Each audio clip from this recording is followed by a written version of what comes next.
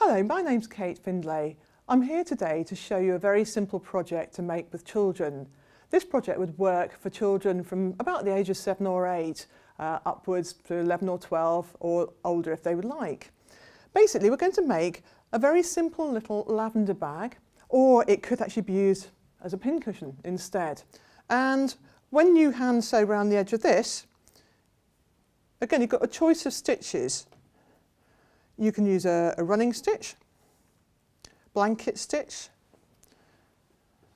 just some synthetic stuffing, and pop that inside and complete the sewing. And then once that's done, you'll have a really lovely little product. So there you go. This will be your finished product, which will be a really nice little gift for Mother's Day.